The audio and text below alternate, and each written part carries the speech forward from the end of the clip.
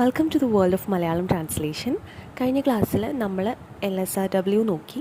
ഇനി അതിൽ നമുക്ക് അതായത് റീഡിംഗ് എന്താണ്, അതിൻ്റെ ഒബ്ജക്റ്റീവ്സ് എന്താണെന്ന് നോക്കാം. After listening, speaking and A systematic practice, the class can proceed to the reading and lastly to the writing skills. Reading is of many types. Some of these are as follows. അപ്പോൾ reading എന്ന് പറയുന്നത് വളരെ important ആയിട്ടുള്ളൊരു കാര്യമാണ്. Writing, അതുപോലെ തന്നെ listening, അതുപോലെ reading ഒക്കെ ഇൻ്റർ കണക്റ്റഡ് ആണെന്ന് നമ്മൾ പറഞ്ഞു. സോ റീഡിങ് ഫോർ പ്ലെഷർ, നമ്മൾ പ്ലെഷറിന് വേണ്ടിയിട്ട് നമുക്ക് അതായത് കൂടുതൽ ഹാപ്പിനെസ് കിട്ടാൻ വേണ്ടിയിട്ടാണ് നമ്മൾ റീഡ് ചെയ്യാറ്. After a day's hard work in the evening or before going to work in the morning, one spends some time looking into the newspaper, magazine, etc. So pleasure എന്ന് പറയുമ്പോൾ നമ്മൾ ഒരു ജോലിക്ക് പോകുന്നതിന് മുൻപോ അതല്ലെങ്കിൽ ജോലി കഴിഞ്ഞ് വന്നതിന് ശേഷമോ സന്തോഷത്തിന് വേണ്ടിയിട്ട് ന്യൂസ് പേപ്പറോ മാഗസിനോ ഒക്കെ വായിക്കുന്നതിനെയാണ് റീഡിങ് ഫോർ പ്ലെഷർ എന്ന് പറയുന്നത്. Reading during leisure, while staying at home during a journey, in holidays, and sometime while being confined to bed for various reasons, one reads to pass the time. അതായത് time പാസിന് വേണ്ടിയിട്ട് വായിക്കാം. Reading for studies, the biggest number of readers probably may be found out from amongst the students or examinees. Even the casual students read before and during examinations. അത് നമുക്ക് എല്ലാവർക്കും അറിയേണ്ട കാര്യമാണ് reading four studies എന്ന് പറയുന്നത്. കാരണം പഠിക്കാൻ വേണ്ടിയിട്ട് എക്സാമിൻ്റെ ടൈം ആകുമ്പോൾ മാത്രം പഠിക്കുന്നത് കുറേ ആൾക്കാരുണ്ട്. അപ്പോൾ ആ ഒരു ഇത് വെച്ച് നോക്കിയാൽ മതി. അതായത് എക്സാമിൻ്റെ ടൈം ആകുമ്പോഴും സ്റ്റുഡൻസിൻ്റെ കേസ് എടുത്തു കഴിഞ്ഞാൽ സ്റ്റുഡൻസ് ഒരുപാട് വായിക്കുന്നതായിട്ട് നമുക്ക് കാണാം, അത് പഠിക്കാൻ വേണ്ടിയിട്ട്. Reading to keep abreast of the latest knowledge, to be up to date with the latest information. One should read the subject of one's choice now and then, thus be read with current ideas. അതായത് ചില ആളുകൾ എന്താ ചെയ്യുക, നമുക്ക് പുതിയ knowledge കിട്ടാൻ വേണ്ടിയിട്ട് വായിക്കും. നെക്സ്റ്റ് പറയുന്ന ജനറൽ റീഡിംഗ് ആണ്. All of us read letters, circulars, notice, sign boards, leaflets, paper, files, instructions, briefs, bills, receipts, cash memos, checks, reports, prescriptions and a host of other items. അത് നമുക്കറിയാം അല്ലേ, നമ്മൾ സാധാരണ പുറത്തേക്കൊക്കെ പോകുന്ന സമയത്ത് വല്ല സൈൻ ബോർഡൊക്കെ കണ്ടു കഴിഞ്ഞാൽ വായിക്കും, അതുപോലെ തന്നെ ബസ്സിൻ്റെ ബോർഡ് കണ്ടാൽ വായിക്കും, ബില്ല് വായിക്കുന്നു, നോട്ടീസ് ബോർഡ് വായിക്കുന്നു, അതുപോലെ തന്നെ ക്യാഷ് മെമോസ്, ചെക്ക്, റിപ്പോർട്ട്, അങ്ങനെ എന്തെങ്കിലുമൊക്കെ നമ്മൾ നോർമലി അറിയാതെ വായിക്കുന്ന കുറേ ഐറ്റംസ് ഉണ്ട്. അതാണ് ജനറൽ റീഡിങ്ങിൽ വരുന്നത്.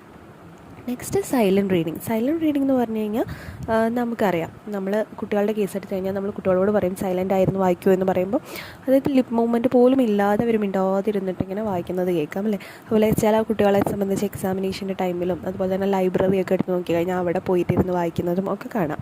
അതാണ് സൈലൻറ്റ് റീഡിങ്. ലൗഡ് റീഡിംഗ് എന്ന് പറഞ്ഞു കഴിഞ്ഞാൽ പറഞ്ഞു തരേണ്ട കാര്യമില്ല. ലൗഡ് റീഡിങ് അതായത് ടീച്ചർ പറയുന്നു, കുട്ടികളോട് ഉറക്കെ വായിക്കാൻ പറയുന്നു ഒരു ലെസൺ, അപ്പോൾ കുട്ടികൾ ഉറക്കെ വായിക്കുന്നു അല്ലെങ്കിൽ വീട്ടിലിരുന്ന് വായിക്കുന്നു. Next intensive reading. Intensive reading എന്ന് പറഞ്ഞാൽ ഉള്ളതിന് വേറൊരു പേരുണ്ട്, ക്രിട്ടിക്കൽ റീഡിംഗ് എന്നാണ് പറയുക. Intensive reading or critical reading is done while we are trying to gather facts or arriving at some conclusions from facts before as already supplied or collected. അതേപോലെ തന്നെ വരുന്നതാണ് എക്സ്റ്റെൻസീവ് റീഡിങ്ങും. Extensive reading is also known as wide reading. അപ്പോൾ intensive reading എന്ന് പറയുമ്പോൾ critical reading ആണ്, അതായത് പെട്ടെന്ന് വായിക്കാം. അപ്പോൾ എക്സ്റ്റെൻസീവ് റീഡിംഗ് എന്ന് പറയുമ്പോൾ വൈഡ് റീഡിങ്, വളരെ ഡീപ്പായിട്ട് വായിച്ച് ഇൻഫർമേഷൻസൊക്കെ കളക്ട് ചെയ്ത് അങ്ങനെ അറേഞ്ച് ചെയ്ത് വായിക്കുന്നതിനെയാണ് എക്സ്റ്റെൻസീവ് റീഡിംഗ് എന്ന് പറയാം.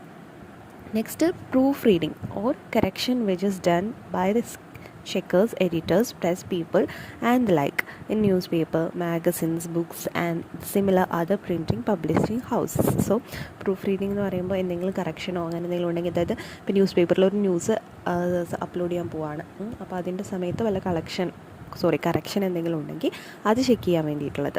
So how to start reading in English. ഇംഗ്ലീഷിൽ എങ്ങനെയാണ് റീഡിങ് സ്റ്റാർട്ട് ചെയ്യുക?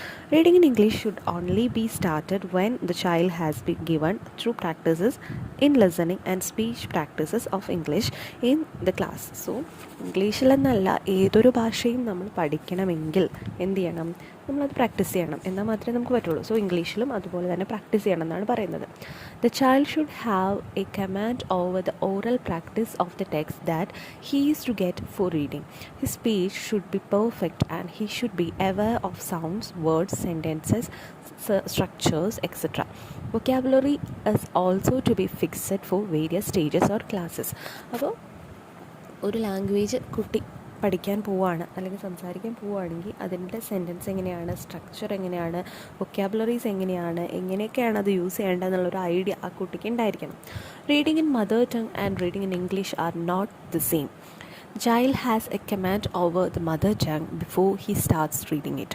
But in the case of English, this is to be produced by a through and regular practice. Produced by thorough and regular practice. This fact is very crucial.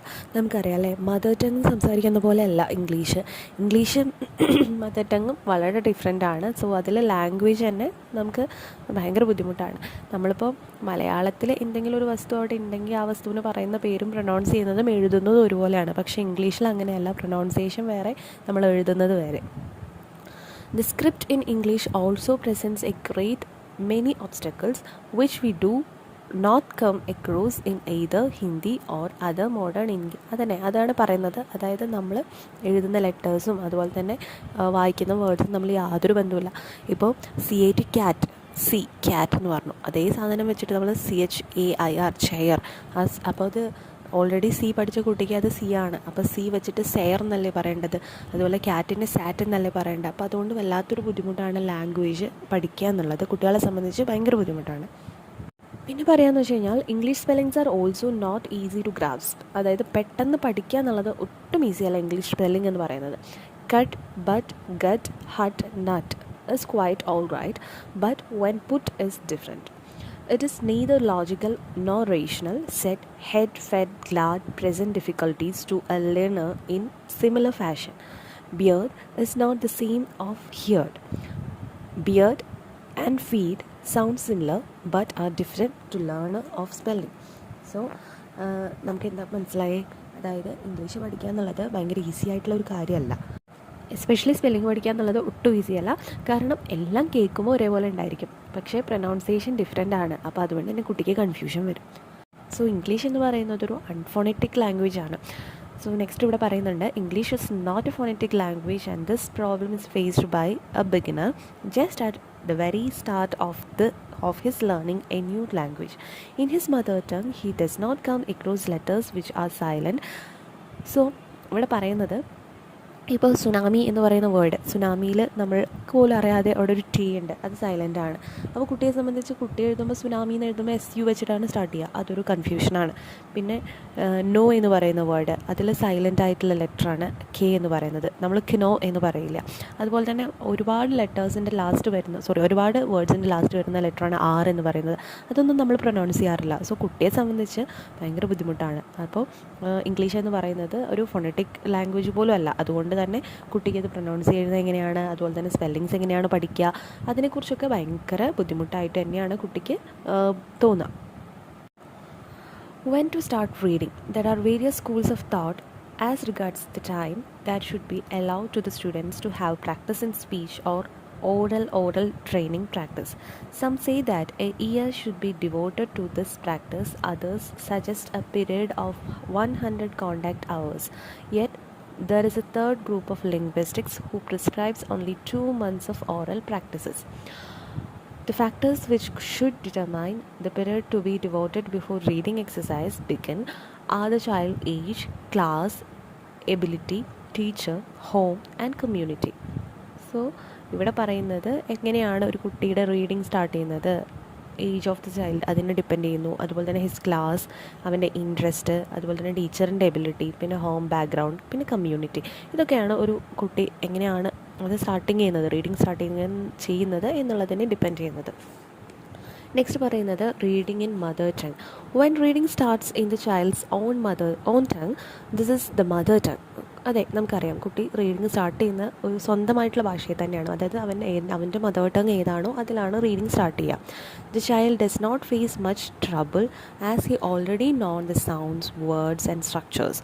അതായത് മലയാളം വായിക്കുന്ന സമയത്ത് നമ്മളെ സംബന്ധിച്ച് വലിയൊരു ബുദ്ധിമുട്ടുണ്ടാവില്ല. കാരണം നമുക്ക് ഓൾറെഡി അറിയാവുന്ന സൗണ്ട്സ് ആണ്, ഓൾറെഡി കേട്ടിട്ടുള്ള വേർഡ്സ് ആണ്, ഓൾറെഡി കണ്ടിട്ടുള്ള സ്ട്രക്ചറാണ്. സോ അതുകൊണ്ട് തന്നെ വലിയൊരു ബുദ്ധിമുട്ട് നമുക്ക് തോന്നാറില്ല. His vocabulary arid sounds are only to get their written symbols.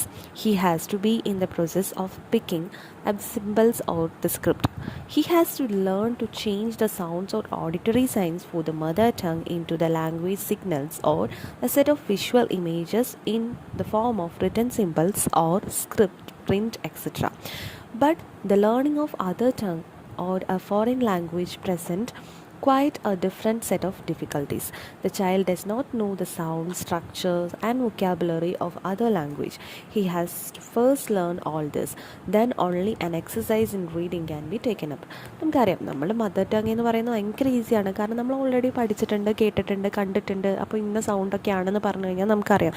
പക്ഷേ ഇംഗ്ലീഷിൻ്റെ കേസിലോ അല്ലെങ്കിൽ ഫോറിൻ ലാംഗ്വേജിൻ്റെ കേസിലോ ഒന്നും അങ്ങനെ നടക്കില്ല. കാരണം അതിൻ്റെ സ്ട്രക്ചർ ഡിഫറെൻ്റ് ആണ്, അതുപോലെ തന്നെ പ്രൊനൗൺസിയേഷൻ ഡിഫറെൻ്റ് ആണ്, ഒക്കെ ഡിഫറെൻ്റ് ആണ്. അതുകൊണ്ട് തന്നെ കുട്ടിയെ സംബന്ധിച്ച് അത് ഭയങ്കര ഒരു ഡിഫിക്കൽട്ടായിട്ടുള്ളൊരു ടാസ്ക്കാണ്. അപ്പോൾ അത് റീഡ് ചെയ്യുക എന്ന് പറയുന്നത് കുറച്ച് പ്രാക്ടീസ് ഉണ്ടെങ്കിൽ മാത്രമേ പറ്റൂ. നെക്സ്റ്റ് പറയുന്നത് 3 S's ഓഫ് റീഡിങ്. റീഡിങ്ങിന് 3 Sനെ കുറിച്ചാണ് പറയുന്നത്. Reading should start only after oral practice has been allowed for some days or weeks.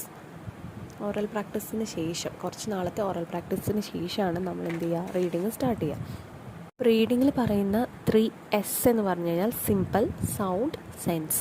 ഇതാണ് റീഡിങ്ങിൽ ഇമ്പോർട്ടൻ്റ് ആയിട്ട് പറയുന്ന 3 Sകൾ. ഇനി സ്ട്രാറ്റജീസ് ഇൻ റീഡിങ്, അതായത് റീഡിങ്ങിന് പല ടൈപ്സ് ഉണ്ട്. ടൈപ്സ് എന്ന് പറയുമ്പോൾ അതിലേറ്റവും വരുന്നത് ഇൻറ്റൻസീവ് റീഡിങ്, എക്സ്റ്റൻസീവ് റീഡിങ് ഒക്കെയാണ്. ഇതിൽ ആദ്യം നമുക്ക് സ്കാനിങ് എന്താണെന്ന് നോക്കാം. സ്കാനിങ് നമ്മൾ ഓൾറെഡി പറഞ്ഞിട്ടുണ്ടായിരുന്നു. സ്കാനിങ് എന്ന് പറയുമ്പോൾ തന്നെ നമുക്ക് ഓർക്കാം, അതായത് ഒരു പേഷ്യൻ്റ്, ഒരു വ്യക്തിക്ക് സുഖമില്ലാത്തൊരവസ്ഥ വരുന്നു. അപ്പോൾ അയാൾ എന്ത് ചെയ്യും, നമ്മൾ സ്കാൻ ചെയ്യാൻ കേട്ടുന്നു. സ്കാൻ ചെയ്യാന്ന് പറയുമ്പോൾ നമ്മുടെ ഇൻറ്റേർണൽ പാർട്സിനെയൊക്കെ ഒന്ന് എക്സാമിൻ ചെയ്യുകയാണ് ചെയ്യുക. അപ്പോൾ അതിന് ഡീറ്റെയിൽ ആയിട്ടാണല്ലേ ഡോക്ടർ നോക്കുക. അപ്പോൾ അതുതന്നെയാണ് ഈ സ്കാനിങ് എന്ന് പറയുന്നത്. ഒരു ബുക്ക് എടുത്തു കഴിഞ്ഞാൽ ഓരോ ലൈൻ ബൈ ലൈൻ അടിച്ച് പെറുക്കി വായിച്ച് പഠിക്കുന്ന കുറേ കുട്ടികളുണ്ടാവില്ലേ നമ്മുടെ ഇടയിൽ. അപ്പോൾ അവരെ സ്കാനിങ് ആണ് ചെയ്യുന്നത് നമുക്ക് പറയാം. Scanning tasks are generally given for a specified part of a text, maybe 1 or 2 paragraphs. Students are asked to read only that part of the text. They may be asked to find particular word for which meaning given. For example, learners may be asked to find the word that means abstract movements or to be find expression that means the opposite of hurt or damage. From the given text may be asked locate grammatical features, for example a passive construction or particular tense form, etc. അതായത് അപ്പോൾ ഒരു കുട്ടിയുടെ അടുത്ത് ഇന്ന word കണ്ടുപിടിക്കാൻ പറയുകയാണ് ടെക്സ്റ്റിൽ. 2 പാരഗ്രാഫിൽ ഈ ഒരു വേർഡ് തന്നിട്ടുണ്ട്, കണ്ടുപിടിക്കാൻ പറയുകയാണ്. അപ്പോൾ കുട്ടി അത് അരിച്ച് പെറുക്കി ഓരോ ലൈൻ ബൈ ലൈനായിട്ട് കുട്ടി നോക്കും അല്ലേ. കുട്ടി വായിക്കുന്നുണ്ടോ ഉള്ളത് അവിടെ വിഷയമല്ല, പക്ഷേ കുട്ടി നോക്കി കണ്ടുപിടിക്കും അത്. അപ്പോൾ ആ വേർഡ് അങ്ങനെ ഉണ്ടെന്ന് കുട്ടിക്ക് മനസ്സിലാവും. പക്ഷേ കുട്ടി ഓരോ ലൈനിൽ കൂടെയും സ്കാൻ ചെയ്ത് പോയിട്ട് കഴിഞ്ഞിട്ടാണ് ലാസ്റ്റ് ആ വേർഡിലേക്ക് എത്തുന്നത്. അപ്പോൾ അതാണ് സ്കാനിങ് എന്ന് പറയുന്നത്. നെക്സ്റ്റ് സ്കിമ്മിങ് ആണ്. സ്കിമ്മിങ് എന്ന് പറഞ്ഞു കഴിഞ്ഞാൽ നമ്മുടെ സെൻറ്റൻസ് ജസ്റ്റ് ഒന്ന് ഓടിച്ച് വായിക്കാമെന്ന് നമ്മൾ പറയില്ലേ. നമ്മൾ ജസ്റ്റ് നോക്കുമ്പോൾ ഒരു ഐഡിയ കിട്ടും, പക്ഷേ നമ്മൾ ഡീപ്പായിട്ട് വായിക്കില്ല. ഇപ്പോൾ ഒരു പോയമൊക്കെ എടുത്തു കഴിഞ്ഞാൽ അതിൻ്റെ ടൈറ്റിൽ, അതിൻ്റെ ബാക്കിയുള്ള കാര്യങ്ങൾ ജസ്റ്റ് ഒരു വെറുതെ ഒന്ന് വായിച്ച് നോക്കുമ്പോൾ ഇതാണ് സംഭവം എന്നൊരു ഐഡിയ കിട്ടും. അല്ലാതെ ഇൻഡെപ്തായിട്ട് ചോദിച്ചു കഴിഞ്ഞാൽ നമുക്കതിനെക്കുറിച്ച് പറയാൻ പറ്റില്ല. അപ്പോൾ അതാണ് സ്കിമ്മിങ് എന്ന് പറയുന്നത്. ഇനി ടൈപ്സ് ഓഫ് റീഡിങ് എന്ന് പറയുമ്പോൾ അതിൽ ഇൻറ്റൻസീവ് റീഡിംഗ് ഉണ്ട്, എക്സ്റ്റൻസീവ് റീഡിംഗ് ഉണ്ട്, സൈലൻറ്റ് റീഡിംഗ് ഉണ്ട്. 3 ടൈപ്പാണുള്ളത്. ഇൻറ്റൻസീവ് റീഡിംഗ് എന്ന് പറഞ്ഞു കഴിഞ്ഞാൽ നമ്മൾ ഓൾറെഡി പറഞ്ഞിരുന്നു. Intensive reading is required to read a text in great detail or carefully. അതായത് നമ്മൾ ടെക്സ്റ്റ് ബുക്കോ അല്ലെങ്കിൽ എന്തെങ്കിലും ഒരു സംഭവം വളരെ ഡീറ്റെയിൽഡ് ആയിട്ടും കെയർഫുള്ളായിട്ടും വായിക്കുന്നതിനെയാണ് ഇൻറ്റൻസീവ് റീഡിംഗ് എന്ന് പറയുന്നത്. അതായത് കോംപ്രിഹെൻഷൻ ലെവൽ, അതായത് നമുക്ക് വേണ്ട രീതിയിൽ നമ്മൾ കോൺസെൻട്രേറ്റ് ചെയ്ത് നമ്മളെല്ലാ കാര്യങ്ങളും മനസ്സിലാക്കി ഡീറ്റെയിൽ ആയിട്ട് കെയർഫുള്ളായിട്ട് പഠിക്കുന്നതിനെയാണ് ഇൻറ്റൻസീവ് റീഡിംഗ് എന്ന് പറയാം. അപ്പോൾ കുട്ടികളുടെ കേസ് എടുത്ത് നോക്കിക്കഴിഞ്ഞാൽ അവർ കൂടുതലായിട്ടും, അതായത് വിത്ത് ആരുടെയെങ്കിലും പ്രസൻസ് ഉണ്ടെങ്കിൽ കൂടുതലായിട്ടും അവർ എന്തായിരിക്കും ചെയ്യുക, ഇൻറ്റൻസീവ് റീഡിംഗ് ആണ് ചെയ്യുന്നത്. വളരെ കെയർഫുള്ളായിട്ട് തന്നെ അവർ വായിക്കുന്നത് നമുക്ക് കാണാൻ സാധിക്കും. സോ എക്സ്റ്റൻസീവ് റീഡിംഗ് എന്ന് പറഞ്ഞിട്ടുണ്ടെങ്കിൽ പ്ലഷറിന് വേണ്ടിയിട്ട് നമ്മൾ വായിക്കുക. റീഡിങ് ഫോർ പ്ലഷർ എന്നാണ് പറയുക. അതായത് എന്തെങ്കിലും ഒരു സന്തോഷം കിട്ടാൻ വേണ്ടിയിട്ട്, ജസ്റ്റ് ഫോർ ഇൻട്രസ്റ്റിന് വേണ്ടിയിട്ട് നമ്മൾ വായിക്കുന്നതിനെയാണ് എക്സ്റ്റൻസീവ് റീഡിംഗ് എന്ന് പറയുന്നത്. സൈലൻറ്റ് റീഡിംഗ് എന്ന് പറയുന്നത്, അതായത് നമ്മൾ ലൈബ്രറിയിലൊക്കെ കണ്ടിട്ടുണ്ടാവും അല്ലേ, വളരെ സൈലൻ്റായിട്ട്, അതല്ലെങ്കിൽ ക്ലാസ് റൂമിൽ ടീച്ചറെ സൈലൻ്റായിട്ട് വായിക്കാൻ പറയാം. ചില കുട്ടികളാണെങ്കിൽ എക്സാമിൻ്റെ ടൈമിൽ അല്ലെങ്കിൽ വീട്ടിലിരിക്കുന്ന സമയത്തൊക്കെ വായിക്കാൻ നമുക്ക് കേൾക്കാം സൈലൻ്റായിട്ട് വായിക്കുന്നത്. അപ്പോൾ സൈലൻ്റായിട്ട്, സൗണ്ടൊന്നുമില്ലാതെ വളരെ സൈലൻ്റായിട്ട് വായിക്കുന്നതിനെയാണ് സൈലൻറ്റ് റീഡിംഗ് എന്ന് പറയുന്നത്. അപ്പോൾ ഇങ്ങനെ ആകുമ്പോൾ ലാംഗ്വേജ് അക്വയർ ചെയ്യാൻ ഭയങ്കര ഈസിയാണ് എന്നൊക്കെയാണ് പറയുന്നത്. അപ്പോൾ ഈ എക്സ്റ്റെൻസീവ് റീഡിങ്, ഇൻറ്റൻസീവ് റീഡിങ് നമ്മൾ നോക്കി. സൈലൻറ്റ് റീഡിങ് എന്ന് പറയുമ്പോൾ അതിന് കുറച്ച് ഡിസഡ്വാൻറ്റേജസും അഡ്വാൻറ്റേജസും ഒക്കെ ഉണ്ടാവും അല്ലേ. അപ്പോൾ അഡ്വാൻറ്റേജസ് എന്ന് പറഞ്ഞു കഴിഞ്ഞാൽ കുട്ടിക്ക് ഭയങ്കര സ്പീഡായിട്ടുള്ള റീഡിങ് കിട്ടുന്നു, അതുപോലെ തന്നെ സ്കിൽ ഇമ്പ്രൂവ് ചെയ്യാൻ സാധിക്കുന്നു, അതുപോലെ കോൺസെൻട്രേഷൻ കിട്ടുന്നു എന്നൊക്കെയാണ് അതിൻ്റെ ഒരു അഡ്വാൻറ്റേജ് ആയിട്ട് പറയാം. പക്ഷേ ഡിസഡ്വാൻറ്റേജ് എന്ന് പറയുമ്പോൾ ടീച്ചർ ഇപ്പോൾ സൈലൻറ്റ് റീഡിങ് പറയുകയാണ്, കുട്ടിക്ക് ഇപ്പോൾ ചില വേർഡൊന്നും പ്രൊനൗൺസ് ചെയ്യണം എങ്ങനെയാണെന്ന് അറിയില്ല, തെറ്റായിട്ടാണ് വായിക്കുന്നത്, ടീച്ചർക്ക് അറിയാൻ പറ്റുമോ? ഇല്ല. പിന്നെ കുട്ടി അത് തന്നെയാണ് വായിക്കുന്നതെന്ന് ടീച്ചർക്ക് അറിയാൻ പറ്റുമോ? കാരണം കുട്ടി സൈലൻ്റായിട്ട് റീഡ് ചെയ്യുന്നുണ്ട്, പക്ഷേ മൈൻഡ് വേറെ എവിടെയെങ്കിലുമൊക്കെ ആയിരിക്കും. അപ്പോൾ അതൊക്കെ ഇതിൻ്റെ ഒരു ഡിസഡ്വാൻറ്റേജ് ആയിട്ട് നമുക്ക് കാണാൻ പറ്റും. അതൊക്കെയാണ് സൈലൻറ്റ് റീഡിങ്ങിൽ പറയുന്നത്. സോ റീഡിങ് പ്രാക്ടീസിന് എന്തൊക്കെ മെറ്റീരിയൽസ് ആണ് വേണ്ടത് എന്നുള്ളതാണ്. സോ ഫസ്റ്റ് വൺ എന്ന് പറയുന്നത് ബ്ലാക്ക് ബോർഡ്, രണ്ടാമത് പറയുന്നത് ഫ്ലാഷ് കാർഡാണ്. അപ്പോൾ ബ്ലാക്ക് ബോർഡ് എന്ന് പറയുമ്പോൾ സ്പെഷ്യലായിട്ട് പറഞ്ഞു തരേണ്ട കാര്യമില്ല. ഒരു ടീച്ചർക്ക് ടീച്ചറുടെ ഐഡിയാസ്, അതുപോലെ തന്നെ ടീച്ചറുടെ നോളേജ്, ഡൗട്ടായിട്ടുള്ള കാര്യങ്ങളൊക്കെ ഷെയർ ചെയ്യാൻ ടീച്ചറെ ഹെൽപ്പ് ചെയ്യുന്ന ഒരു എയ്ഡാണ് നമുക്ക് മുന്നിലുള്ള ബ്ലാക്ക് ബോർഡ് എന്ന് പറയുന്നത്. അപ്പോൾ കുട്ടിക്ക് എന്തെങ്കിലും ഒരു കാര്യം അല്ലെങ്കിൽ ഒരു സ്പെല്ലിങ്ങോ അല്ലെങ്കിൽ ഒരു ഐഡിയ മനസ്സിലായില്ലെങ്കിൽ ഉടനെ ടീച്ചർ പോയി ബോർഡിൽ എഴുതിയിട്ട് ഇന്നതാണ് എന്ന് പറഞ്ഞ് എഴുതി കാണിച്ചു കൊടുത്തു കഴിഞ്ഞാൽ കുട്ടിക്ക് ഈസി ആയിട്ട് മനസ്സിലാവും. കുട്ടിക്ക് ഒരു സെൻറ്റൻസ് എങ്ങനെയാണ് എഴുതുന്നത്, അല്ലെങ്കിൽ ഒരു വേർഡ് എങ്ങനെയാണ് എഴുതുന്നത്, ഒരു ലെറ്റർ എങ്ങനെയാണ് എഴുതുന്നത് എന്നുള്ളതിൻ്റെ സ്ട്രക്ചർ എങ്ങനെയാണ്, അതൊക്കെ കുട്ടിക്ക് ജസ്റ്റ് കാണുമ്പോൾ തന്നെ മനസ്സിലാക്കാൻ സാധിക്കുന്നത് with the help of black ബോർഡാണ്. അടുത്തത് ഫ്ലാഷ് കാർഡാണ്. ഫ്ലാഷ് കാർഡ് എന്ന് പറഞ്ഞു കഴിഞ്ഞാൽ നമ്മൾ കുട്ടിക്ക് അറിയാത്ത കാര്യങ്ങൾ ഒരൊറ്റ ഫ്ലാഷിൽ കുട്ടിയെ കാണിച്ചു കൊടുക്കുക. It is A type of കാർഡാണ്. ആ കാർഡിനകത്ത് നമുക്ക് വേണമെങ്കിൽ ഒരു സൈഡിൽ വേർഡ്സ് എഴുതാം, അടുത്ത സൈഡിൽ നമുക്കതിൻ്റെ മീനിങ് എഴുതാം. ഇപ്പം ഹാപ്പി എന്ന് പറയുന്ന വേർഡ് എഴുതി അടുത്ത് ബാക്ക് സൈഡിൽ സന്തോഷം എന്ന് എഴുതി. ഇത് കുട്ടിയോട് പറയുകയാണ് ഹാപ്പി എന്നുള്ള പറഞ്ഞ വേർഡ് ഇതാണ്, ഇതിൻ്റെ മീനിങ് എന്താണെന്ന് അറിയാമോ? കുട്ടിക്ക് അറിയില്ല എന്ന് പറയുകയാണെങ്കിൽ തിരിച്ച് ജസ്റ്റ് നമ്മൾ കാണിച്ചു കൊടുക്കുന്നു സന്തോഷം. അതൊരൊറ്റ ഫ്ലാഷിൽ കാണിച്ചു കൊടുക്കുക, കുറേ നേരം നമ്മളതൊന്നും വെക്കില്ല, അത് ജസ്റ്റ് ഒരു ഫ്ലാഷിൽ കാണിച്ചു കൊടുക്കുന്നതിനാണ് ഫ്ലാഷ് കാർഡ് എന്ന് പറയാം. അപ്പോൾ അതിൽ ഓപ്പോസിറ്റ്സും ഫ്രേസസും ഇഡിയംസും ഒക്കെ നമുക്കതിൽ യൂസ് ചെയ്യാൻ പറ്റും.